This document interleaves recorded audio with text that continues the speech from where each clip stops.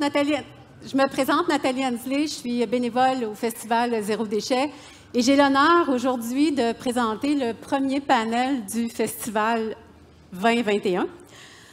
On est ici au Parc La Fontaine dans une atmosphère intimiste, mais on sait qu'il y a aussi des centaines de milliers de personnes live sur Facebook aussi qui sont en train de nous regarder. Alors bonjour les Facebookois et Facebookoises.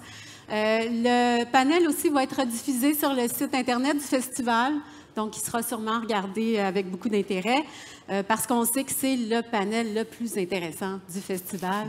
On va parler de gaspillage alimentaire. Donc, il y aura une période de questions à la fin et les gens sur Facebook aussi, vous pourrez poser vos questions. J'ai mes amis et collègues qui vont se faire un plaisir de nous transmettre les questions. Alors, le gaspillage alimentaire, c'est un enjeu social et environnemental planétaire important. On dit qu'un tiers de la nourriture dans le monde est perdue ou jetée et que si le gaspillage alimentaire était un pays, il émettrait autant de gaz à effet. En fait, il serait le troisième plus grand émetteur de gaz à effet de serre après la Chine et les États-Unis. Alors, pour en parler, on a aujourd'hui 3 personnes qui sont aussi qualifiées que passionnées. Et je vais vous les présenter sans plus tarder. Marianne Maltais-Guilbeault, qui est ici pour Recyc Québec. Bonjour, Marianne. Bonjour. Alors, Marianne, tu œuvres en tant qu'agente de développement industriel chez Recyc Québec. Tu pilotes plusieurs initiatives de lutte au gaspillage alimentaire, dont un partenariat avec Ricardo Cuisine, un autre avec le Conseil national Zéro Déchet de Colombie-Britannique. Tu vas nous en parler par ailleurs.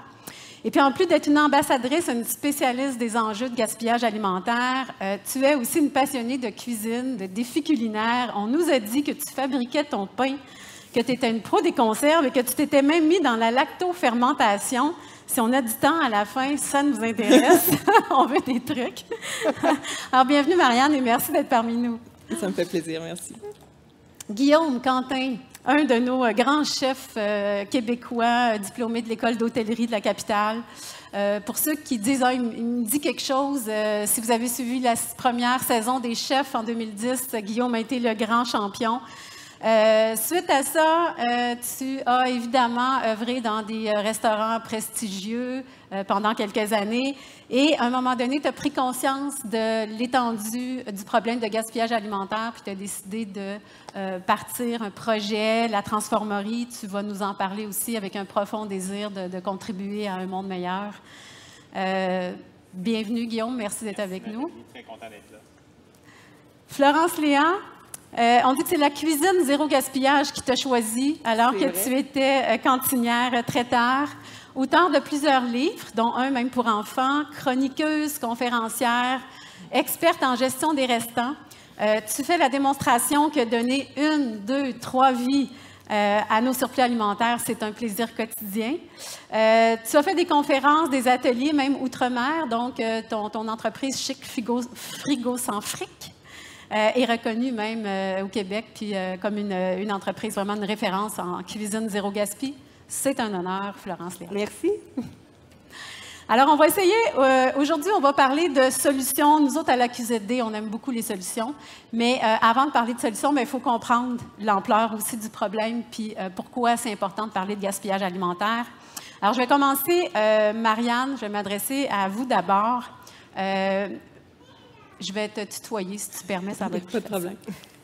Peux-tu nous parler justement, c'est quoi l'ampleur du problème du gaspillage alimentaire au Québec, puis pourquoi il faut s'attaquer à ça? Mais je vais commencer par la deuxième partie de ta question. Pourquoi il faut s'attaquer au gaspillage alimentaire? En fait, il y a des gros défis qui s'en viennent mondialement. Il va falloir que d'ici 2050, on soit capable de nourrir 10 milliards de personnes. Et puis, tout ça en respectant les limites environnementales de la planète, entre autres. Il y a aussi des aspects sociaux, des aspects économiques là, à prendre en compte là-dedans, mais du côté environnemental, il va falloir respecter les limites de la planète. Donc, il va falloir maximiser nos ressources, réduire le gaspillage alimentaire. C'est un absolu là, auquel il faut s'attaquer. Quand on regarde des aliments qui sont produits. Alors, quand on investit dans l'aliment des ressources, que ce soit de l'eau, que ce soit l'utilisation des terres, des fertilisants, des pesticides parfois, ça peut être aussi toutes les émissions de gaz à effet de serre qui sont liées à toutes les étapes du produit de la ferme jusqu'à l'assiette. Alors, toutes ces ressources-là, quand on les jette, vont être gaspillées, en fait. C'est pas juste l'aliment lui-même qui est gaspillé, c'est vraiment tout ce qui vient avec, toute la chaîne d'approvisionnement, puis toutes les ressources qui sont gaspillées par la même occasion. Quand on parle du gaspillage alimentaire au Québec, on parle d'un gaspillage alimentaire qui peut aussi, un peu comme partout ailleurs, se passer à travers toute la chaîne d'approvisionnement alimentaire. Et puis, on a d'un côté les entreprises, mais il y a aussi les consommateurs, puis tout le monde a vraiment son rôle à jouer là-dedans. Est-ce que, en tant que Québécois, on fait mieux qu'ailleurs? Est-ce qu'on est meilleur? Ou comment on se compare? C'est une super bonne question parce qu'on aime tout le temps ça, se comparer, voir où est-ce qu'on en est par rapport aux autres. Puis, il y a une étude qui est canadienne qui nous donne des données. On est en train de faire une étude québécoise qui nous donne des données. Il y a des données qui sont parues un peu plus tôt cette année du côté de l'ONU, tout ça. Mais c'est extrêmement difficile de comparer d'une étude à l'autre. Donc, on peut dire que en Occident, ça se ressemble beaucoup. Par exemple, le Canada, les États-Unis, le Québec, on est vraiment dans les mêmes ordres de grandeur. Ça se ressemble énormément.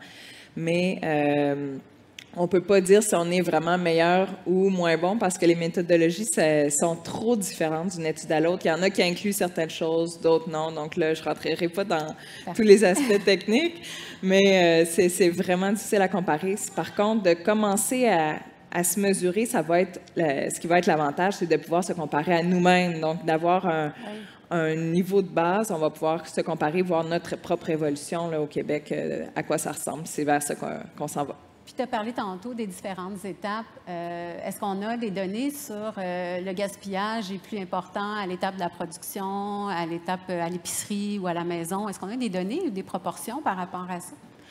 On a de l'information, comme je disais, il y a une étude canadienne qui a été publiée, puis ça recense un petit peu où est-ce que ça se passe à travers toute la chaîne d'approvisionnement. L'idée d'avoir ça, c'est de pouvoir mieux comprendre les causes pour essayer de trouver des solutions, puis d'accompagner. C'est vraiment pas dans un but de pointer du doigt c'est qui est pire, c'est qui fait mieux, parce que en fait, c'est une fausse solution là, de faire ça. C'est pas la bonne approche.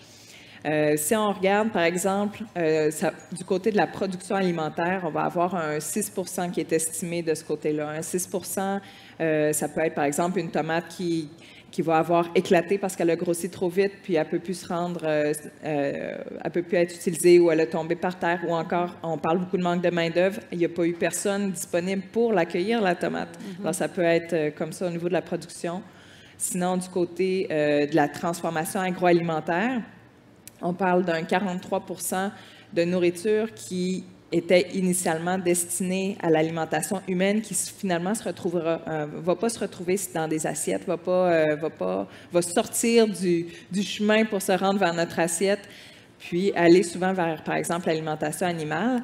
Puis là, on parle, ça peut être par exemple, le format du légume, ça rentre pas bien lorsqu'on essaie de les empiler, de les transporter. Ça peut aussi être des machines qui roulent peut-être juste un peu trop vite, puis là, il y en a, un croissant qui tombe, un autre croissant qui tombe, puis qu'on échappe de cette façon-là. Donc, ça peut être pour différents facteurs. Et puis tout ça, ça fait un 43 % de tout le gaspillage alimentaire, les pertes et gaspillage alimentaire au Québec. Après, bien, on a tout le secteur de la distribution, les commerces de détail, donc toutes les épiceries, les supermarchés, tout ça. Ici, on parle plus d'un total de 17 % là, pour ces deux secteurs-là. Et puis, rendu chez le consommateur, là, il y a un autre 21 %, donc c'est à peu près le cinquième de toutes les pertes et gaspillages qui se passent chez nous une fois qu'on a acheté de la nourriture parce qu'on en a acheté trop, parce qu'on voulait être sûr d'en avoir assez pour toute notre visite, ou bien on voulait être sûr de pouvoir avoir assez de fruits et légumes pour les enfants. Donc, il y a vraiment plusieurs facteurs qui font en sorte qu'on gaspille. Mais, parce qu'on ne connaît pas Florence Léa. Parce qu'on ne connaît pas Florence Léa, c'est ça. Puis, et puis le dernier secteur pour compléter le 100%, c'est le secteur de l'hôtellerie, de la restauration, puis le secteur de la restauration institutionnelle aussi, dans les hôpitaux, dans les services de garde, par exemple.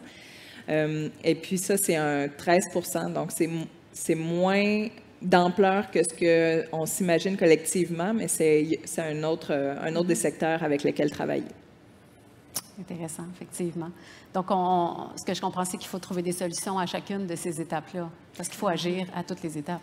Exactement. C'est un problème très complexe, puis il faut agir en partenariat avec tout le monde pour essayer de bien comprendre les causes, puis de pouvoir vraiment trouver des solutions sur mesure, puis accompagner les gens là-dedans. Puis justement, toi, Guillaume, ce que je comprends, c'est que tu t'es attaqué à quelque part dans le milieu, le gaspillage qui se produit dans les marchés, les épiceries. Qu'est-ce qui a fait? Moi, je suis curieuse. On l'a dit d'entrée de jeu, tu es célèbre, tu travailles dans des grands restaurants et tout ça. Puis là, il y a un moment donné où tu te dis « Wow, il y a un problème ». Puis c'est assez grave que moi, je veux contribuer, dans le fond, à ça. Puis je laisse un peu ce que j'ai pour mettre sur pied un projet et tout ça. Qu'est-ce qui a été ton élément déclencheur? Qu'est-ce que tu as constaté qui a fait que tu as pris ce virage?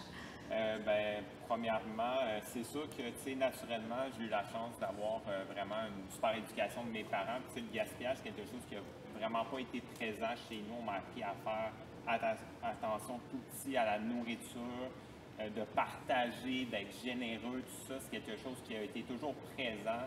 J'ai toujours eu en moi, puis qui fait aussi qu'il a voulu que je fasse la cuisine, puis de donner aux autres, puis donner du plaisir, tout ça. Fait que quand j'étais en restaurant, déjà là, quand je commandais de la nourriture ou quoi que ce soit, je m'assurais de travailler. Comme exemple, c'était des... Ça marche pas. Oui, excuse-moi. C'est ça. Quand j'étais en restaurant, je m'assurais vraiment que c'est... Je m'excuse, est-ce qu'il faut recommencer ou ça va? OK.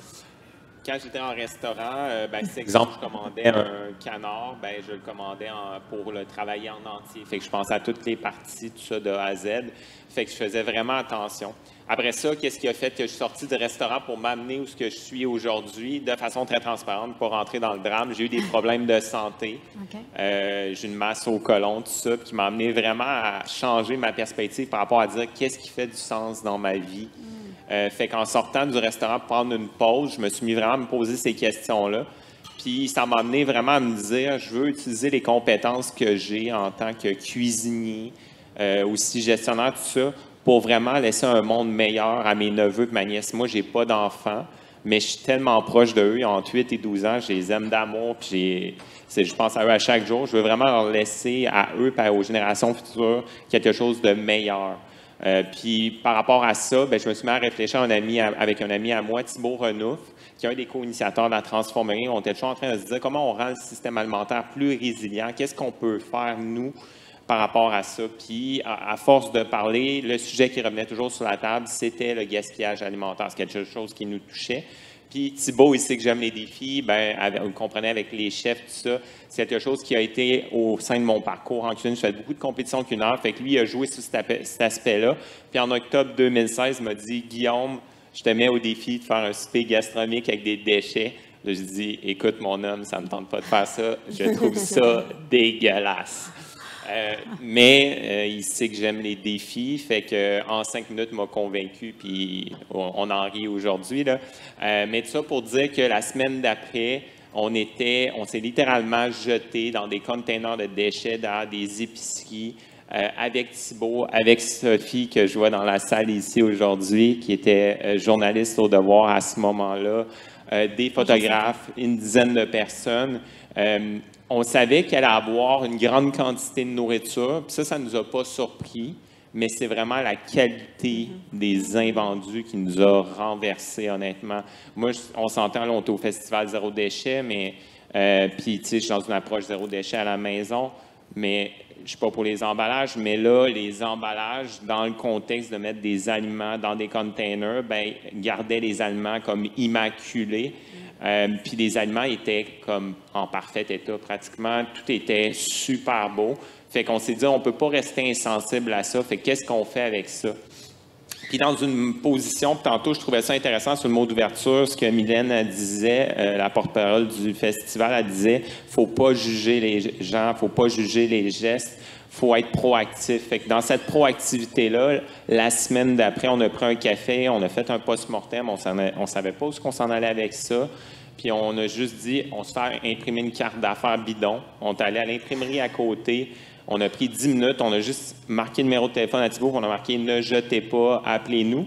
Puis sans rendez-vous à froid, pendant toute une journée, on passait dans des épiceries, puis on se mettait à parler avec des gérants, gérantes, des employés, des propriétaires de commerce. Puis il y en a un qui regardait tout le temps le non-verbal de la personne, comment elle réceptionnait l'info, puis l'autre personne parlait. Puis comme ça, on a appris à parler leur langage. Puis on a vu qu'il y avait vraiment un intérêt. On leur posait des questions sur qu'est-ce qui se passe par rapport au gaspillage, avez-vous essayé des choses? Puis on a vu qu'il y avait vraiment un besoin et un intérêt à travailler dans une perspective collaborative sur ce sujet-là. Puis c'était là vraiment le moment de départ. Fait que la qualité des invendus a été vraiment l'étincelle de départ. Puis après ça, on a validé ce besoin-là avec eux. Puis en juillet 2017, bien là, on a lancé la Transformerie, un organisme à but non lucratif qui se dédie à enrayer le gaspillage alimentaire avec 2 autres amis à nous, Marie et Bobby. Et le premier projet qu'on a mis au monde qui valorise la qualité des invendus, bien, c'est le projet Les Rescapés qui a vu le jour en mai 2019. Puis bien, j'ai juste emmené un petit exemple, là, mais c'est un des produits exemples qu'on a aujourd'hui. Là, il y en a au kiosque, on est présent au festival. Puis ça, c'est une sauce pomme curry madras qu'on a lancée en juillet dernier. Fait que tout ça pour dire, je pourrais en parler encore, mais on pourra explorer un petit peu plus le sujet tantôt, mais je vais arrêter ça là pour l'instant. Oui, elles sont délicieuses par ailleurs, les petites confitures et sauces de la Transformerie. Donc ici au Parc La Fontaine, il y a un kiosque où vous pouvez vous en procurer ou sur votre site Internet aussi d'ailleurs. Puis vous avez peut-être des points de distribution aussi. Oui, on a une centaine de points de vente. Il faut aller sur notre site Internet. Les informations sont très simples à trouver. Puis il y a une boutique en ligne si vous voulez commander avec tous les produits disponibles. Parfait. On va revenir tantôt sur la mission de la Transformerie. J'aimerais ça, Florence Léa, aussi, de parler de toi. Bon, je dis toujours que tu me fais penser comme à Obélix qui est tombé dans la potion magique. On a l'impression que tu es tombée dedans quand tu étais petite. Puis ça a été quoi, ta bougie d'allumage? Puis qu'est-ce qui est venu te chercher dans ça, dans le gaspillage? Et qu'est-ce qui t'anime encore à tous les jours pour avoir cette énergie puis créer toujours de nouveaux projets? Je crois que j'ai une très grande fibre entrepreneuriale que je ne contrôle pas. Donc ça, c'est quelque chose à part. Mais sinon, moi, c'est une erreur de parcours. Je dis toujours ça à la blague, mais ultimement, je suis la fille d'une grande militante en environnement, puis je n'étais pas du tout un modèle que je voulais suivre parce que ma mère était très avant-gardiste dans ses pratiques. Elle avait fondé, pour vous donner un exemple, là, le Centre local d'écologie des Basses-Laurentides. Puis moi, j'ai passé tous les week-ends de mon enfance à la regarder se faire refuser des projets pour aller de l'avant vers l'environnement en se faisant dire que ça n'avait pas de sens, se faire dénigrer et tout. Donc, pour moi, c'était pas un modèle qui était très, très attirant, au contraire. Puis des fois, mon frère puis moi, on en parle encore comme étant à la blague de dire, hé là là, tu sais, à quel point ça nous motivait pas. Mais elle avait des pratiques qui étaient, puis elle y croyait énormément, puis elle y croit encore. Tu sais, maintenant, elle est journaliste, elle enseigne aussi à l'UQAM, elle a une charge de cours sur l'agriculture, l'environnement. Donc, tu sais, elle est très persuadée, puis elle comprend très, très bien ça. Mais moi, j'étais très en réaction. Mais par contre, je crois, puis c'est ça qui est bien, c'est que c'est là qu'on comprend que l'éducation fait tout son sens, puis c'est important l'éducation. Moi, c'est pour ça que je veux faire de l'éducation populaire, c'est que malgré toute ma résistance et à la limite mon mépris, j'avoue que des fois, j'étais tellement gênée de ces pratiques qui maintenant font que du sens, là. Mais à l'époque, dans un monde où c'était complètement marginalisé, ben je voulais pas le faire, mais j'avais eu cette éducation-là, donc c'était toujours ici derrière ma tête. Puis moi, j'étais cantinière sur les bateaux de tournage pendant 17 ans. J'ai commencé parce que mon père, à l'époque, travaillait sur les bateaux de tournage. Puis je faisais ça pour le plaisir. Et plus les conditions de travail dégringolaient, plus moi, je m'affirmais, puis je me déployais grâce au gaspillage alimentaire. Donc, je me suis jamais dit, je vais choisir le gaspillage alimentaire. Puis c'est pour ça que je dis que c'est la cause qui m'a choisi, parce que c'est juste une façon de survivre à mon métier. Puis, je me rendais compte que, un peu comme Guillaume, j'étais témoin d'aberrations auxquelles je ne voulais pas participer. Puis, naturellement, au lieu d'aller m'insurger, parce que j'avais vu ma mère défendre des causes, puis je voyais à quel point c'était difficile, bien, j'ai usé de créativité. C'est pour ça que maintenant, moi, vous m'entendez dire probablement plusieurs fois par jour le mot créativité. Puis, la notion du plaisir sont très, très importants. Puis je prenais plaisir à redéfinir ce qui était un déchet alimentaire, à revaloriser mes surplus. Puis plus je faisais ça, plus j'avais du succès. Donc évidemment, quand tu as une récompense au bout de ton travail, bien, ça devient tout à fait naturel et durable. Donc c'est vraiment pourquoi maintenant je fais cette cause, j'endosse cette cause-là avec une passion naturelle, je pense à un élan naturel pour mordre dans la vie. Et mon côté entrepreneurial, je pense que j'ai découvert au travers de ça. Donc, c'est pour ça que je dis que ça m'a choisi, mais j'ai l'impression que je suis un chemin. C'est pas moi qui détermine le chemin. Des fois, je suis comme, aïe, c'est drôle, je m'en vais par là, mais l'élan est tellement fort, puis c'est un peu ce que je veux partager aux gens pour qu'ils trouvent leur élan à faire partie du changement, en fait. Oui, puis je pense que le plaisir que tu dégages, dont tu parles, qu'on ressent, je pense qu'on peut tous s'en inspirer, même quand on veut faire une différence. Puis tout ça, premièrement, c'est plus facile pour nous de le faire dans le plaisir, puis ça attire plus, les gens ont plus le goût de nous suivre. Donc, effectivement, tirer de l'expérience que tu as eue avec ta mère, c'est vraiment inspirant. Merci. Si on revient à Marianne, Recycle Québec, d'emblée, on n'associe pas nécessairement ça au gaspillage alimentaire. Mais je sais que vous avez quelques projets intéressants en cours. Peux-tu nous parler spécifiquement de ces projets-là? J'ai même entendu que vous en aviez un avec le beau Ricardo. Chez Recycle Québec, on ne fait pas juste du recyclage, finalement. On s'occupe des 3 R, donc la réduction à la source, le gaspillage alimentaire, ça en fait partie. Et puis, on a à la fois des études, puis à la fois de l'aide financière, puis des projets. Alors, on a une étude, comme je disais, pour essayer de voir où ça se passe, le gaspillage alimentaire, comment est-ce qu'on pourra aider, quel genre de mesures on va déployer pour aider les gens, puis aussi que ça puisse devenir un outil de référence pour les organisations qui veulent elles-mêmes se prendre en main, puis décider d'accompagner un milieu spécifique, par exemple. Alors, on a un côté plus études, plus formel. On a aussi de l'aide financière. On en a eu une dernière ronde qui s'est terminée l'automne dernier. C'était pour financer des projets pour la réduction à la source, entre autres, soit pour récupérer des surplus. Par exemple, on avait un projet des cuisines solidaires de la Tablée des chefs pour récupérer des surplus de fruits et légumes, puis ensuite les utiliser pour les cuisiner, faire des plats pour les rediriger vers des personnes qui vivent de l'insécurité alimentaire. Puis on avait aussi ce même financement-là qui pouvait servir à des entreprises qui allaient prendre un résidu puis le transformer en denrées alimentaires. Puis on a justement un des exposants qui a bénéficié de notre aide financière sur ce projet-là, c'est la coop Boomerang, qui, eux, récupèrent la drèche de microbrasserie, donc le résidu du grain qui a servi à faire la bière. Ils récupèrent cette drèche-là pour la déshydrater, la moudre, faire une farine, puis ensuite la réintroduire dans des produits de boulangerie, alors que autrement, ça aurait été envoyé à l'élimination ou parfois en alimentation animale. Là, ça reste dans la chaîne pour l'alimentation humaine. Donc, des projets comme ça, on en soutient. On va avoir un prochain programme qui va être déployé pour aller un peu dans le même sens aussi.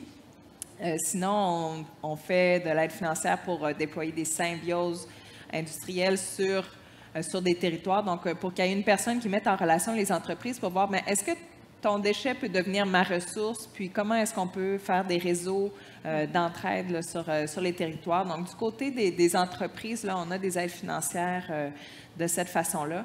Et puis, quelqu'un qui souhaiterait démarrer un projet, qui dit « Moi, j'ai vraiment une super bonne idée, puis je pense que je vais me lancer », puis qui décide de faire une démarche de sociofinancement avec la ruche, on a un fonds qui est dédié maintenant, c'est le fonds -C+. Et puis, avec ce fonds-là, lorsque l'organisation va réussir à atteindre son objectif de financement, Recycle Québec va venir mettre pour la moitié de la valeur en bonus pour le projet. Donc, ça devient super intéressant là, pour des projets qui se lancent, pour des gens qui se lancent avec des super projets. Ça a avantage à être connu. Oui, j'espère qu'il y a des gens qui nous écoutent. J'espère qu'il y a beaucoup de monde qui vont appliquer parce que je crois que c'est 1 million de dollars là, qu'on a comme budget pour pouvoir financer des projets avec ça. Donc, il y a de la place pour beaucoup de créativité. On a aussi fait un partenariat avec Fonds d'Action pour justement des entreprises qui sont en démarrage. Donc là, c'est vraiment le temps d'avoir des bonnes idées parce que des entreprises qui sont en démarrage qui disent « Moi, je connais ça, l'économie circulaire » ou « J'ai pensé à une stratégie pour pouvoir maximiser les ressources puis les garder en circulation le plus longtemps possible, que ce soit des ressources agroalimentaires, par exemple, ou d'autres types de ressources. » Mais il y a de l'argent aussi pour ce genre de projet-là. Donc ça, c'est vraiment pour la fibre entrepreneuriale des autres personnes qui pourraient développer des nouveaux projets. Justement, si quelqu'un a un projet et veut obtenir cette aide-là, j'imagine qu'il communique avec Recycle Québec. Il y a de l'information sur votre site ou avec les Toute projets l'information est sur notre site Web. Avec La Ruche, c'est via leur site. Avec Fonds d'Action, même chose. Puis sinon, mais nous, on va avoir des nouvelles aides qui vont être annoncées, là, mais plus tard au cours de l'année. Alors ça, c'est de ce côté-là. Puis si j'ai encore un petit peu de temps, je pourrais parler de notre... on a une campagne qui s'appelle « J'aime manger, pas gaspiller ». Et c'est une campagne qu'on travaille avec le Conseil national zéro déchet. Puis c'est une campagne qui veut être un outil puis un site de référence pour aider les gens à savoir quoi faire pour s'améliorer, mais pour mieux planifier, mieux conserver puis mieux utiliser leurs aliments, donc pour finalement moins gaspiller. Parce que ce qu'il faut comprendre avec le gaspillage alimentaire, c'est qu'il n'y a personne qui se lève un matin puis se dit « Moi, je vais gaspiller aujourd'hui ». Alors, c'est vraiment quelque chose qui découle de d'autres comportements, souvent super bien intentionnés, qui vont faire en sorte qu'en bout de ligne, on gaspille des aliments. Donc, le site « J'aime manger, pas gaspiller » vient aider à trouver des solutions pour éviter que nos bons comportements se terminent par du gaspillage. Et on a aussi un partenariat avec Ricardo pour... comme on a le lectorat de Ricardo, c'est des gens qui sont intéressés par la cuisine. On s'est dit que c'est un partenariat tout naturel d'allier l'intérêt pour la cuisine, l'intérêt pour les nouvelles recettes avec la sensibilisation pour mieux planifier, mieux conserver puis mieux utiliser ce qu'on a déjà à la maison. Intéressant, merci. Merci. Guillaume, parle-nous justement un petit peu plus de la transformerie puis de la mission de la transformerie. Je sais que c'est justement plus que des bonnes confitures décadentes. Donc, vous recueillez justement des aliments, vous en faites des confitures, mais il y a un autre volet à vous avez une belle mission sociale. Oui, bien, c'est ça. Comme je disais, son organisme Amidon Créatif, on est vraiment dédié à enrayer le gaspillage alimentaire. Le premier projet pour lequel l'organisation est connue, c'est les rescapés. Fait que tantôt, on a parlé un petit peu du petit défi qu'on m'avait lancé, tout ça, puis qui a initié ce premier projet-là. On est situé dans Rosemont Petite Patrie. On vient vraiment travailler avec les épiceries pour mettre en valeur cette qualité-là d'invendus. Ça veut dire qu'on va collecter les invendus chez eux et on vient, en fin de compte, collecter environ 1 tonne de nourriture par semaine, qui peut paraître beaucoup pour le peu de commerces qu'on collecte, parce que c'est 9 commerces, puis c'est juste les invendus de 1 ou 2 journées. Fait que nous, on travaille la fin de semaine parce qu'on a vu qu'il y avait vraiment un besoin du côté des épiceries parce qu'il y a des organismes de dépannage alimentaire souvent qui vont collecter dans la semaine. Fait qu'on a vu que la fin de semaine, c'est là qu'il y avait souvent le plus d'invendus, puis il y avait personne qui passait, puis c'était vraiment un besoin qu'il y avait chez eux. Fait qu'avec la collecte qu'on a, on prend 26 % de ce qu'on collecte pour faire les délicieux produits, les rescapés. Fait que c'est 11 produits commercialisés aujourd'hui. C'est des tartinades, des marmelades, des sauces qui ont été lancées dernièrement. On va lancer une autre nouvelle sauce à l'automne. Fait qu'on va être rendu à 12 produits. Après ça, il y a 67 % de ce qu'on collecte, parce qu'on ne fait pas juste collecter les fruits et légumes, on collecte la viande, le poisson, la boulangerie. tous les rayons d'une épicerie. En fin de compte, ça, on va le redistribuer à 2 organismes avec qui on est partenaires, qui sont situés dans Rosemont-Petite-Patrie. Fait qu'on vient vraiment renforcer, soutenir le travail qu'ils font déjà. Notre but à nous, c'était pas de faire ça nous, parce qu'il y avait déjà des gens qui le faisaient bien. Fait qu'on voulait juste bien renforcer ça. Puis au final, pour vous donner une idée, c'est juste 7,6 % de ce qu'on collecte qui finit au compost. Fait que ça vient vraiment vous montrer que la qualité est vraiment belle. Ce qui va au compost, c'est des aliments soit qui sont cassés, le paquet est ouvert, il y a eu une mauvaise manutention, on ne peut pas prendre de risque pour le redonner parce qu'on ne veut pas intoxiquer quelqu'un, ou il y a du moisi dessus. Fait que c'est vraiment une faible quantité. Puis le projet roule un peu plus que depuis 2 ans. Pour les 2 premières années, c'était 72 tonnes de nourriture qui a été collectée, c'est-à-dire 72 000 kilos de nourriture. Si je me rappelle bien, c'est un petit peu plus que 52 tonnes qu'on a redistribuées. Puis on a produit plus que 28 000 pots. C'est quand même une grosse quantité. Puis un volet qu'on connaît moins de la transformerie, c'est qu'on a un organisme à but non lucratif. Fait qu'on a une méga communauté de bénévoles avec nous. On est rendu à une communauté de 700 bénévoles. Wow! Fait que les gens, ça mobilise beaucoup les gens. C'est sûr que pour nous, c'est hyper important. Ça crée une super belle dynamique et c'est un autre volet qu'on connaît moins puis qui amène les gens à mettre vraiment la main à la pâte, à les sensibiliser à la réduction du gaspillage alimentaire. Parce que quand vous voyez la nourriture arriver de la collecte, qui a comme 1 tonne de nourriture qui provient de 9 épiceries, c'est quand même assez impressionnant et marquant. Souvent, les 2 réactions par rapport à ça, ça va être soit je trouve ça super positif de participer à ça ou aïe aïe, ça allait tout aller à la poubelle puis c'est vu de façon un petit peu plus négative. Mais les gens participent de façon incroyable. On est vraiment chanceux. On a toujours 25-30 bénévoles à chaque semaine qui viennent. Fait que ça, c'est notre premier projet, les Rescapés. Puis j'ai sauté vite dans le projet, mais j'ai oublié de parler de la mission. Je pense que vous allez comprendre la mission. En fin de compte, nous autres, c'est vraiment d'amener des solutions efficaces, éco-responsables pour aider au problème des invendus au niveau du commerce de détail alimentaire. Fait que c'est les supermarchés, les fruiteries, les épiceries. Puis c'est aussi de la sensibilisation, notre organisation au niveau des commerçants, commerçantes et du grand public à la réduction du gaspillage alimentaire. Fait que le premier projet qu'on a fait, les Rescapés, pour nous, c'est comme une entrée en matière, une mise en bouche, une carte d'affaires. Ça permet à l'organisation de naître, de générer des premiers revenus, en toute unité, de développer une crédibilité, des relations de confiance avec des commerçants, commerçantes sur un sujet pour eux qui est souvent un sujet qui ne veulent pas parler de gaspillage alimentaire parce qu'il y a eu beaucoup de moralisation sur ce sujet-là. Puis souvent, il y a mieux dire qu'il n'y en a pas. Nous, on aborde plus ça d'une façon très positive, comme je disais. Sur notre site Internet, c'est marqué l'approche positive du gaspillage alimentaire. Puis comme je le disais, quand on est allé les rencontrer sans rendez-vous au début du défi, on est vraiment allé dans une perspective de leur poser des questions, puis se sont ouverts à nous. Puis ce qui est vraiment important par rapport au gaspillage, c'est vraiment la transparence. Si on reconnaît le problème, on peut travailler sur l'entièreté du problème. Fait qu'en développant des relations de confiance avec eux, puis en faisant déjà plus que 2 ans de travail, bien, on a vraiment compris leur réalité. Puis ça nous amène en 2022 à vouloir faire un projet qui va devenir plus le cœur de notre travail et qui va vraiment être dans la perspective de travailler à enrayer le gaspillage alimentaire. C'est un laboratoire sur la réduction du gaspillage alimentaire. On veut créer un laboratoire. Ce projet-là est déjà écrit, a été un peu ralenti par la pandémie. Je pense que ce ne sera pas une surprise pour vous. Beaucoup de gens ont été ralentis par la pandémie et aussi un peu le manque de personnel.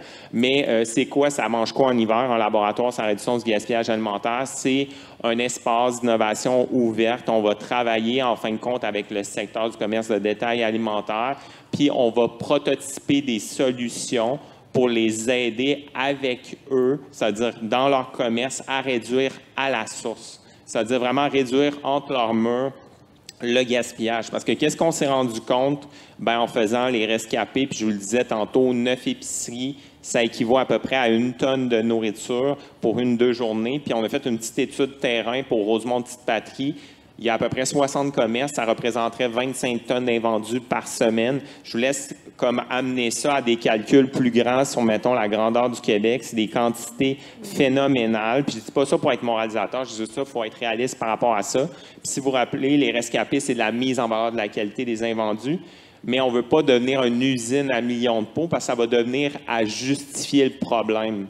Puis justifier le problème, bien, ça ne vient pas le régler, ça vient le faire continuer. Fait que le laboratoire, la façon qu'on voit ça, si je ramène ça simple, bien, les rescapés, d'une certaine manière, il y a de la mauvaise herbe qui pousse, puis les rescapés la coupent, mais si on arrête les rescapés, la mauvaise herbe va toujours pousser, versus avec le laboratoire, on veut l'arracher. On veut aller à la racine du problème puis le régler. Puis en prototypant des solutions avec des organisations de recherche, en travaillant en partenariat, exemple, avec la Ville de Montréal et plein d'autres partenaires, on va pouvoir arriver à réduire à même entre leurs murs le gaspillage. Puis à terme, notre but, bien, si on réalise notre mission à nous, vu qu'on est un OBNL, bien, c'est de ne plus exister. C'est vraiment ça notre but. Ça peut paraître fou parce qu'on est dans un monde souvent que les objectifs qu'on a en tant qu'entrepreneur, entrepreneuse, c'est de vraiment grandir à l'infini. Mais nous autres, d'une certaine manière, c'est un petit peu l'inverse. C'est vraiment ça qui me drive à chaque matin.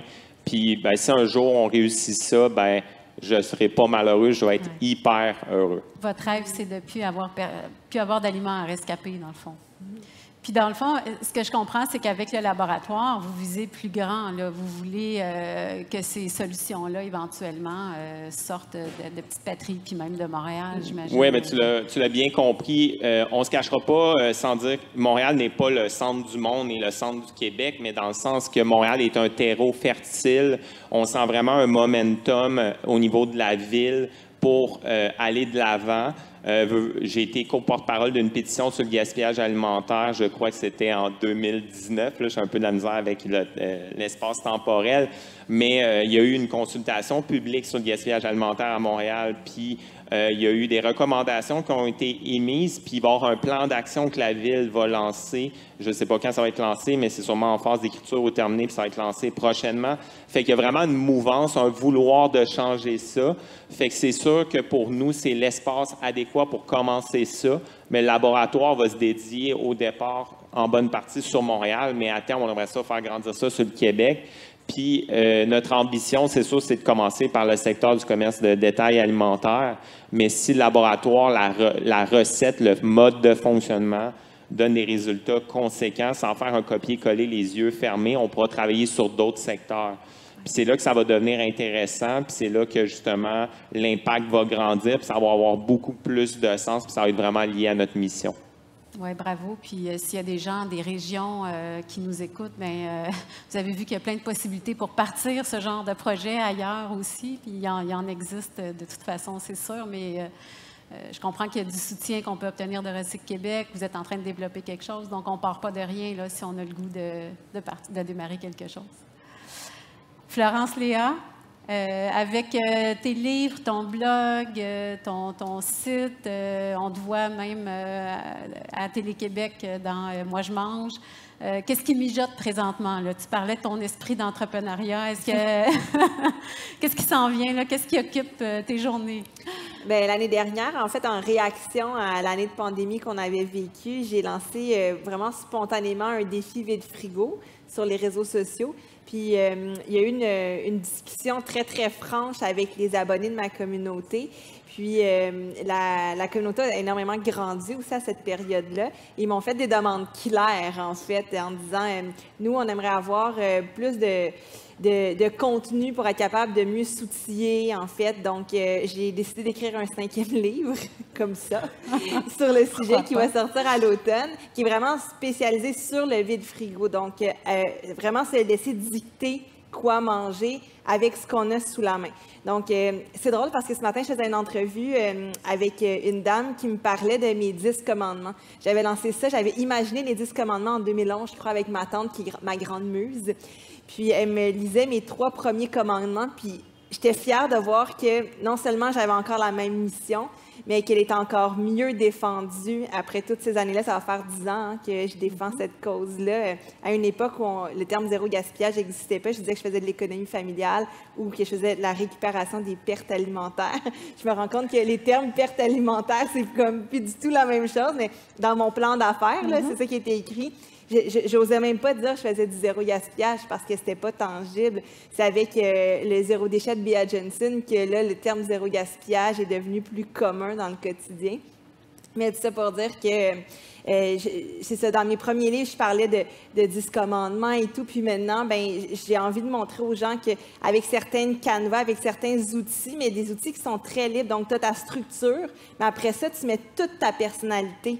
Puis tout ce que les ingrédients que tu aimes, en fait, le temps que tu as, donc tu orchestres ça, puis tu adaptes ça avec qui tu es, puis ta réalité, tes besoins aussi. Donc, je suis vraiment en train de réfléchir à ça dans une optique que les gens intègrent le mode de vie de façon beaucoup plus naturelle. Puis plus ça va être naturel, encore une fois, plus ça va être durable.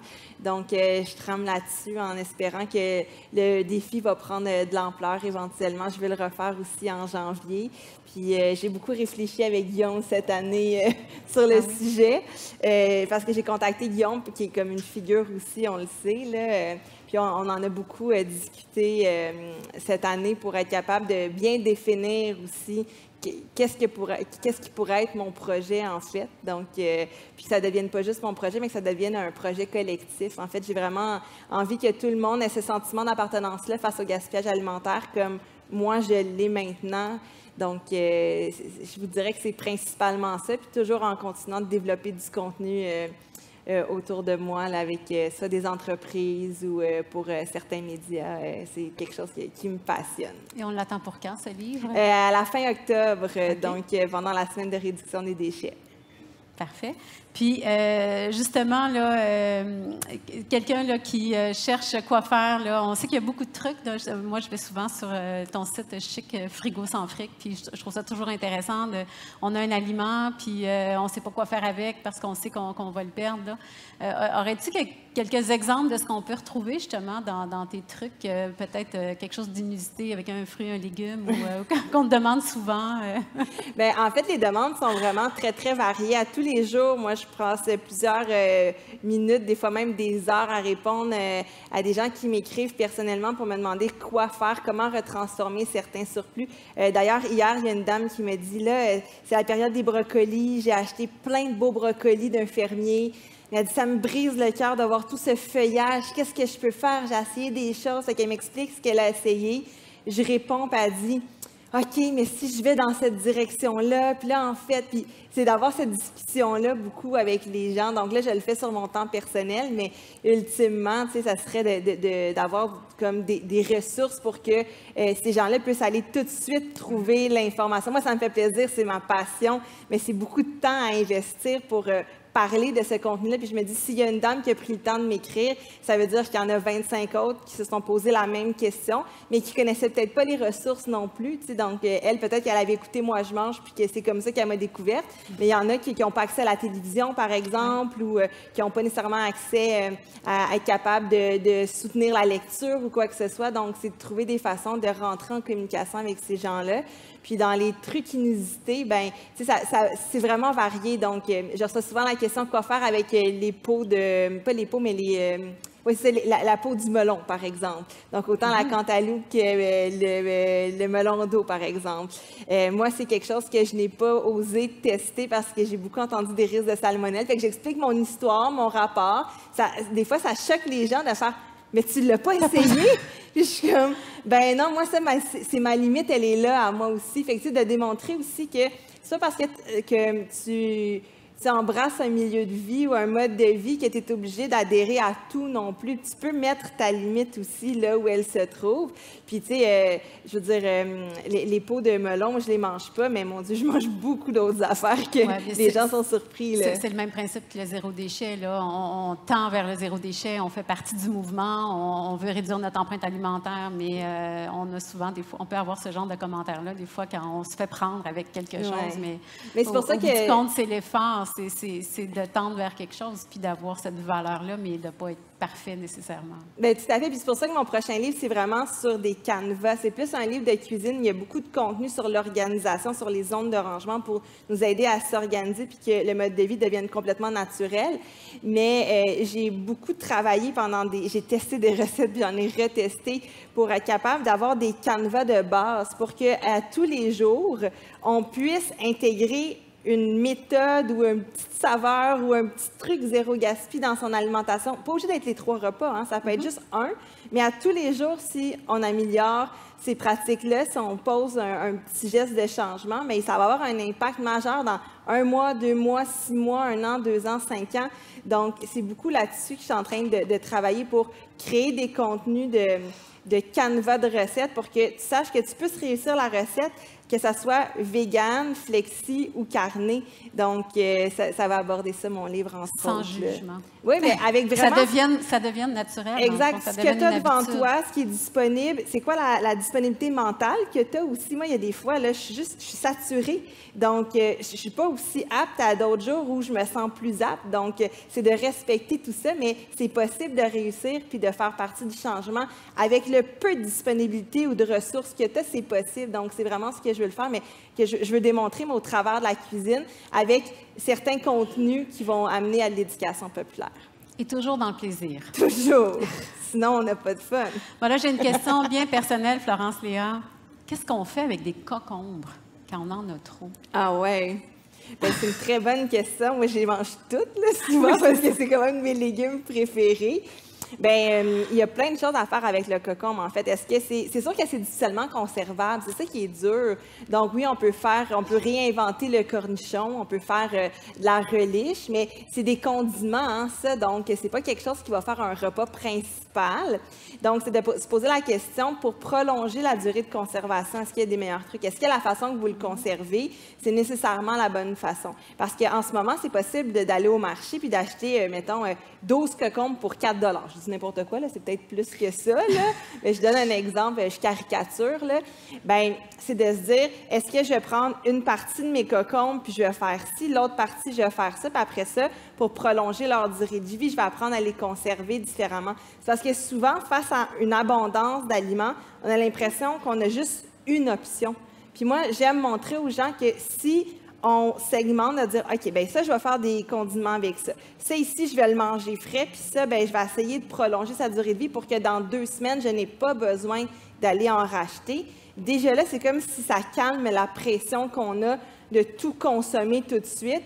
Donc, quand c'est plus de la pression, mais encore une fois, ça devient dans le plaisir. On est comme, ah, OK, je vais faire mes petites conserves. Donc, faire les conserves, ça devient le fun. Tu n'as pas besoin de te dire, hey, là, il faut que je fasse 8 kilos de conserves, en sachant que vous ne les mangerez pas tous non plus, là. Donc, moi, je fais beaucoup de salades. Les concombres, des fois, je les râpe. Des fois, je les prends avec l'économe. Je fais des grandes languettes. Des fois, je fais des petites bouchées. J'aime beaucoup les couper en petits cubes, en faire des espèces de salsa. Je trouve que ça amène beaucoup de fraîcheur. Puis ça permet aussi d'agencer avec des herbes flétries. Donc, je mange beaucoup, beaucoup de concombres. Oui, merci. Parce que c'est la saison, puis là, on en a en abondance.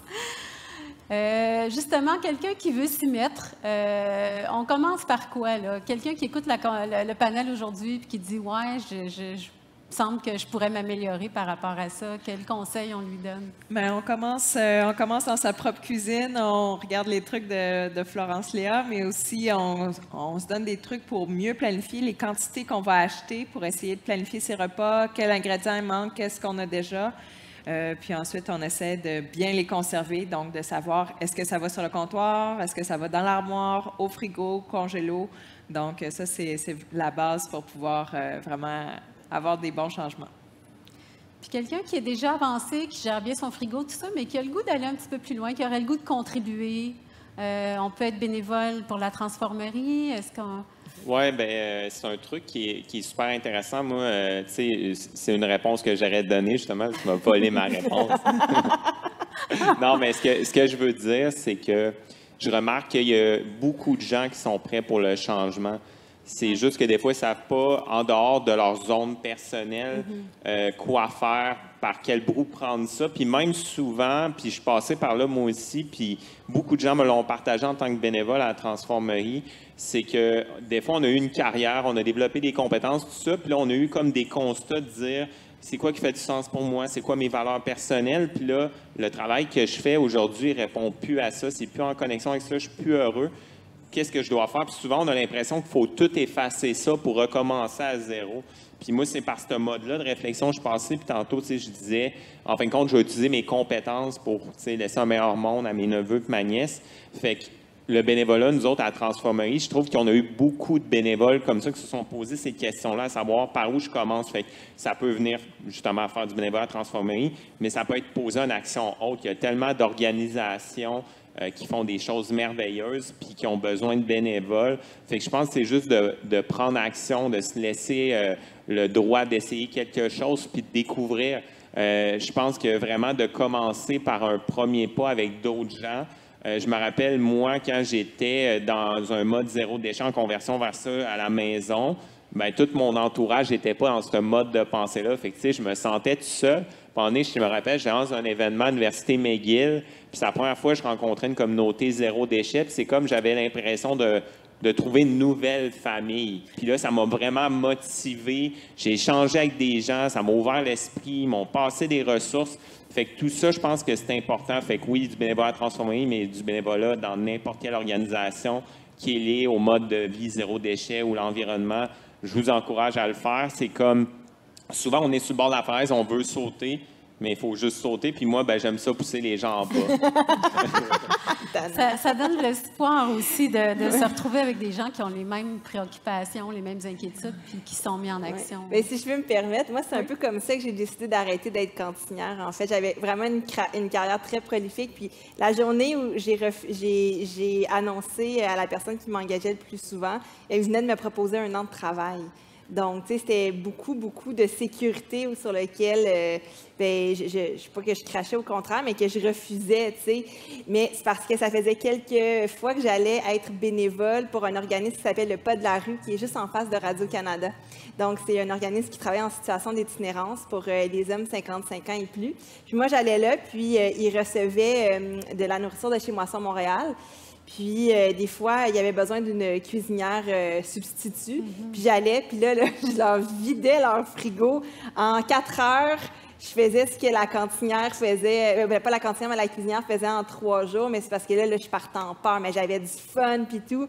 Puis je me suis rendu compte que d'avoir un contact réel avec les gens qui demandaient juste d'avoir un petit bol de soupe, mais finalement qui voyaient qu'avec 3 ingrédients, j'étais capable de faire grand.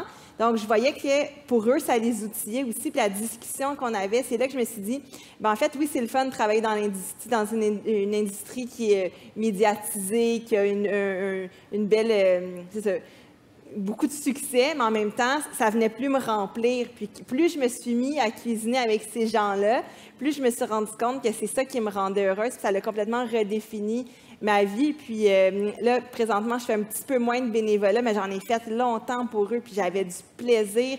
Puis j'avais du plaisir parce que je voyais que non seulement la nourriture les permettait de leur nourrir, mais amenait une discussion. Donc, peut-être qu'à la maison aussi, quand tu intègres, tu rentres, tu parles de ton bénévolat, de ce que ça t'a fait dans ta vie, bien, l'impact positif que ça a eu, bien, tu n'as pas besoin de dire aux gens avec ton petit doigt, c'est comme ça que tu dois faire. Les gens vont vouloir, c'est ça que je dis dans mes conférences jeunesse, fais juste être fier puis heureux, puis les gens vont vouloir faire comment tu fais pour être fier et heureux, puis tu vas pouvoir leur répondre, bien, je prends juste soin de la planète, puis j'arrête de gaspiller, puis je le fais avec tellement de plaisir que c'est comme ça qu'on va mobiliser les gens, en fait. C'est de donner un sens à sa vie, puis d'aligner aussi sa vie avec ses valeurs, je pense. Le bénévolat, moi, j'y crois beaucoup. Et juste pour rajouter un petit truc, tu sais, un élément, moi, j'ai remarqué aussi avec la communauté de bénévoles qu'on a, c'est on leur demande souvent qu'est-ce qu'ils aiment, tout ça, pour avoir un retour. Puis un des volets qu'on trouve très intéressant, c'est le volet intergénérationnel. C'est toute cette dynamique-là des gens de différentes générations qui viennent ensemble, qui viennent de plein de milieux différents, des expériences, des vies incroyables. Là, il y en a qui ont eu 7 vies. Là. Puis là, ils se rencontrent tous ensemble sur un point commun, mais ils se rendent compte qu'ils sont tous différents maintenant. Ouais. Puis ça c'est vraiment intéressant de voir comment tout le monde va vers une cause, travaille ensemble, à vraiment réaliser des objectifs, tout ça. Fait que ça, pour moi, de voir ça, ça me motive encore plus. Fait qu'on pourra en parler pendant longtemps du bénévolat, là, mais ça pour dire que moi, je trouve que c'est quelque chose qui devrait être plus valorisé, faire du bénévolat pour vraiment s'aligner avec ses valeurs. Puis si on est capable encore plus d'aller plus loin puis de justement faire un projet qui s'aligne avec nos valeurs puis ça devient notre quotidien, bien, tant mieux. T'sais. Parfait. Je vais donner la parole à Marianne, puis après ça, on va demander à nos amis si on a des questions en ligne puis même dans la salle ici. Mais c'est ça, en fait, ta question de départ, c'était qu'est-ce qu'on pourrait faire pour aller plus loin un petit peu. Évidemment, le bénévolat, c'est une solution qui va vraiment très loin. Puis il y a peut-être certaines personnes qui cherchent des solutions plus intermédiaires pour toutes sortes de raisons. Et puis, une approche qui va avoir un impact sur la réduction du gaspillage alimentaire, ça serait par exemple de s'approvisionner dans des marchés publics, en circuit court, avec des paniers bio. Comme ça, on passe directement de la ferme à l'assiette. De cette façon-là, on élimine tous les intermédiaires. Puis en éliminant les intermédiaires, on élimine aussi les pertes, le gaspillage qu'il pourrait y avoir à chacune de ces étapes-là. Donc, ça peut être un petit plus à ajouter à sa routine, puis d'essayer de choisir des produits qui vont utiliser, comme la tartinade des rescapés, qui vont utiliser des produits en surplus, que ce soit, par exemple, les jus loupes, que ce soit de la farine de drèche de microbrasserie, de la coop Boomerang, que ce soit des biscuits qui utilisent de la pulpe de fruits et légumes. Par exemple, c'est Still Good qui fait des biscuits dans ce sens-là, quand on a des super exposants là, qui sont juste à côté, et puis qui vont avoir des produits délicieux qui vont en même temps contribuer à réduire le gaspillage. Donc, encourager ces entreprises ou ces organismes là, qui œuvrent dans l'économie circulaire, effectivement. Utiliser notre pouvoir de consommateur. Je me permets de rajouter quelque chose. On me fait penser aussi à quelque chose. Marianne disait, tantôt on parlait par secteur, le gaspillage, tout ça, mais ce qui est intéressant aussi, puis de tenir compte, je pense, c'est vraiment l'influence des secteurs, un par rapport à l'autre. Souvent, on va voir le gaspillage par secteur, mais il y a vraiment des influences l'un sur l'autre. Puis c'est intéressant, les synergies peuvent être faites différents secteurs entre entreprises, mais aussi de garder en tête que le gaspillage, mettons, s'il est tant de pourcents chez les épiceries, d'une certaine manière, ça peut avoir une influence sur qu'est-ce qui se passe sur la chaîne en amont. Je pense, mettons, aux critères d'esthétisme. Des fois, par exemple, la distribution va demander, mais ça va amener plus de gaspillage en cours des agriculteurs et agricultrices. Fait que, c'est pas le gaspillage de tel cours est lié aux décisions de tel secteur, mais ça va avoir l'influence l'un sur l'autre. Fait qu'il faut garder ça aussi en tête des fois par rapport à ce qui se passe sur la situation globale. Puis changer justement notre perception de consommateur par rapport à la tomate parfaite. Puis Bien, souvent, ce que je me plais à dire, c'est faites le choix de ne pas faire de choix. Il y a tellement une abondance dans les départements fruits et légumes. Fait que quand vous allez là, fermez les yeux, prenez un produit. Si vous venez aujourd'hui ou en fin de semaine au festival, puis venez à notre kiosque, on a emmené des invendus, en fin de compte, des fruits et légumes. Je sais que vous allez regarder, vous allez dire pourquoi c'est des invendus. Souvent, on les positionne d'une façon à ce que vous voyez, il est comme parfait. Puis là, on va le tourner, mettons, sur une orange, on va avoir un petit grain, genre une petite tache brune dessus, mais il y a combien de personnes qui mangent la pleure d'orange?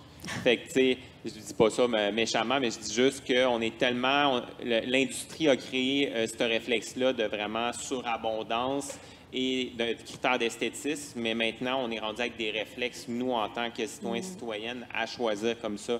Fait que le choix de ne pas faire de choix, je pense que c'est une des choses que je vous conseille de faire. Merci. Est-ce qu'on a des questions? Myriam et Laurence? Oui, on a quelques questions en ligne. La première question, vous avez parlé un peu au début des secteurs dans lesquels survient le gaspillage alimentaire. Dans quel secteur est-ce qu'il serait le plus primordial de mettre un effort? Je sais que vous en avez parlé un petit peu. Dans le sens de la production, distribution, hôtellerie. En fait, à mon avis, je pense que ça part vraiment du consommateur qui va avoir un impact sur tout le reste de la chaîne. Donc, en travaillant notre gaspillage à la maison et puis ensuite en travaillant justement sur nos perceptions des fruits et légumes parfaits, de ce qui est nécessaire d'avoir, par exemple, dans une épicerie, de pouvoir accepter d'arriver avec un étalage qui est peut-être pas aussi plein que ce qu'on voit actuellement. Je pense que de travailler cet aspect-là avec les consommateurs puis avec les gens dans leur maison, ça serait la première étape là, à faire. Merci. Est-ce qu'ici, dans la salle, on a des questions? Alors, Facebook?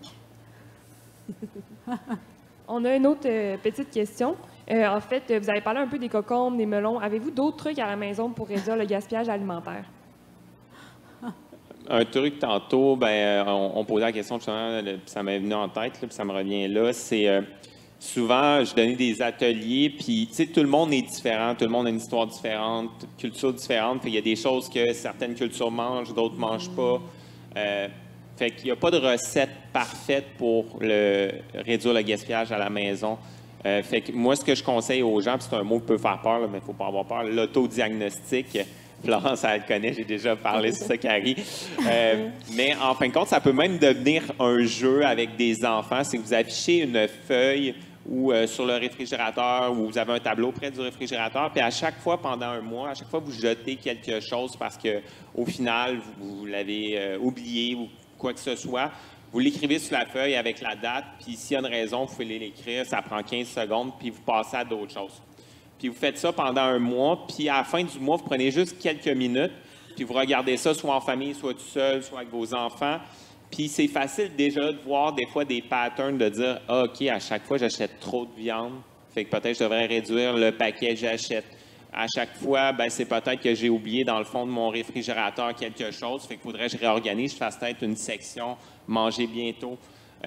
Ça va nous amener nous-mêmes nos propres solutions. C'est comme de l'empowerment. C'est vraiment facile de voir par nous-mêmes, juste avec ça, une partie des problèmes avec l'autodiagnostic. Fait que ça peut paraître un gros mot, mais ça peut devenir un jeu avec les enfants. Pour l'avoir déjà fait avec mes neveux, ma nièce, là, c'est quelque chose qui peut être le fun. Mais en fait, c'est de se dire que si vous faites le geste de jeter quelque chose, c'est que sur votre chaîne de consommation, il y a un geste que vous pouvez améliorer. Et c'est pour ça que ça ne sert à rien de se taper dessus. Puis c'est pour ça que l'approche de Guillaume est très positive, parce que c'est de se dire, OK, est-ce que j'ai bien acheté l'aliment? Des fois, on veut acheter le brocoli, mais il est déjà en fin de vie à l'étalage. Pourquoi se forcer? Pourquoi pas dire, OK, est-ce que je l'achète congelé peut-être, mais je vais tout le manger? Ou est-ce que je l'achète en le priorisant? Donc, est-ce que c'est dès l'achat que vous avez fait un bon choix de consommateur? Après ça, est-ce que vous l'avez bien conservé? On en parle beaucoup, beaucoup, beaucoup. Après ça, est-ce qu'on l'a bien nettoyé? Des fois, on nettoie des aliments pour vouloir gagner du temps, mais ils se détériorent plus rapidement. Donc, c'est d'être sensible à ça. Un aliment, c'est un être vivant comme nos plantes. Si on est capable de communiquer avec nos plantes, de voir quand elles ont soif, on est capable de voir les signes de détérioration aussi des aliments. Donc, est-ce que c'est ça, je l'ai bien nettoyé? Est-ce que je l'ai bien taillé? Des fois, on veut gagner du temps. On coupe le melon, mais on coupe tout le melon, mais on n'arrive pas au bout de la semaine à le manger, donc il devient visqueux, puis c'est là qu'on le gaspille. Donc, tu sais, des fois, c'est de se dire, est-ce que c'était vraiment un truc pour m'aider à gagner du temps, ou au contraire, c'était une illusion, donc je vais juste en couper une petite partie, puis le reste, je vais le conserver. Comment je vais le conserver? Donc, c'est quand on s'analyse comme ça, après ça, comment j'ai fait cuire l'aliment, on se met à comprendre qu'est-ce qu'ils ont fait, mais chaque réflexe pour chaque aliment va être différent aussi. Donc, on commence, par exemple, avec son aliment préféré. Fait que c'est dur de dire, là, il faut que vous commencer avec la fraise. Parce que si vous ne mangez pas de fraise, bien là, je viens de perdre votre attention. Donc, si vous dites, OK, bien, moi, j'achète beaucoup cet aliment-là, d'une semaine à l'autre, mais d'une semaine à l'autre, je le gaspille, c'est de dire, bien, je vais mettre mon attention sur lui, puis une fois que je vais avoir trouvé des outils, bien, je vais passer au prochain. Mais le temps que vous allez prendre pour analyser votre consommation sur le premier aliment va être beaucoup plus long que dans 3 semaines, quand vous allez faire en 2 minutes. Ah, OK, c'est ça, la prochaine fois, je vais faire attention. C'est tout. Fait qu'il n'y a plus de culpabilité, il n'y a plus de gestes à se dire « Ah, j'aurais dû faire ça » ou quoi que ce soit. Ça devient juste un défi de dire « Ah, bien, la prochaine fois, je vais le faire comme ça, puis je vais voir si ça va être une meilleure solution pour moi. » Donc, ça devient stimulant. Puis je pense que la notion de défi et de jeu devient vraiment un incitatif à éviter de gaspiller. Donc, d'apprendre à analyser nos habitudes pour les améliorer. Dans le fond, c'est un processus d'amélioration. Puis les défis, bien, on sait qu'on aime ça, Guillaume. Défis collectifs maintenant, oui. Pas les défis individuels. Est-ce qu'on a d'autres questions sur Facebook? C'était tout pour les questions, mais merci beaucoup pour vos réponses, c'est super intéressant. Pas de questions dans la salle? Alors, si je vous demande à chacun un mot de la fin, une conclusion... Marianne? Bien, chacun peut faire sa part, puis ça peut partir petit, puis chaque geste compte un peu, comme Mylène disait, c'est avec des coups de rame qu'on traverse l'océan, mais c'est avec des petits gestes qu'on va y arriver. Des gestes significatifs. Guillaume? Tantôt, je parlais de transparence. Moi, je pense que c'est un mot super important au niveau du gaspillage alimentaire, surtout qu'on se met à travailler avec des grosses organisations, tu sais, comme nous, ce qu'on fait et qu'on continue à faire. Fait que la transparence amène à comprendre un problème dans son entièreté, à travailler ensemble sur l'entièreté du problème pour arriver ensemble à régler les choses. Fait que pour moi, c'est quelque chose qui est hyper important et essentiel dans cette équation-là. Puis ça passe justement par le positivisme, la collaboration et non le jugement. Moi, si on travaille avec un commerçant puis il me dit « je fais du gaspillage », quand je vais me dire ça, je vais être porté même à le féliciter parce que s'il est rendu à nous dire ça, ça veut dire qu'il l'assume et qu'il est dans une position qui va travailler avec nous puis on va travailler ensemble à l'aider. J'étais sûre que tu allais répondre « le changement est à notre portée ». Guillaume et moi, on a beaucoup ri cette année ensemble. On a beaucoup réfléchi sur le gaspillage alimentaire, mais ça s'est fait au travers d'éclats de rire. On sent la complicité. Donc, ben oui, mais c'est vrai, le changement est à notre portée. Oh oui, je suis d'accord. C'est un slogan, ça ressemble un petit peu à un slogan électoral, là, mais... Oui, ça m'est venu dans même moment donné. Là. Mais c'est parce qu'on y croit vraiment. Tout le monde a son pouvoir d'agir, puis on est comme un peu dépassé par tout ce qui se passe, mais je crois que si on fait simplement reprendre son pouvoir personnel sur toutes nos sphères de vie, puis moi, mon pouvoir personnel, je l'ai retrouvé grâce à la cuisine zéro gaspille. C'est pas grand-chose, mais c'est vrai que c'est de l'empowerment. À chaque fois que je cuisine zéro gaspille, j'ai l'impression que je peux pas mieux m'exprimer, je peux pas mieux m'offrir à manger, je peux pas mieux offrir aux gens, je peux pas mieux communiquer. Donc, moi, ça a été par ça. Peut-être qu'il y a quelqu'un qui est super attiré par la mode, il va le faire en faisant du zéro gaspille vers la mode, d'autres vers les cosmétiques. Donc, c'est vraiment à notre portée. Mais plus on se découvre puis on se déploie dans ça, bien, plus ça va devenir vraiment accessible. Donc, c'est à notre portée. Puis, essayez-le. Une petite affaire. Le pire qui va arriver, c'est que vous allez dire « Ah, c'est pas mon affaire, je vais essayer d'autres choses. » Puis, un jour, vous allez tomber dessus, puis ça va devenir tellement le fun qui va... vous allez devenir pétillant. Puis, c'est comme ça que la porte va être ouverte pour le mieux. Il y a un mouvement qui est en marche, puis on a beaucoup plus de plaisir à en faire partie qu'à le regarder passer. Alors, je vous remercie énormément, tous les trois. C'est super passionnant. Ça donne le goût d'en faire plus.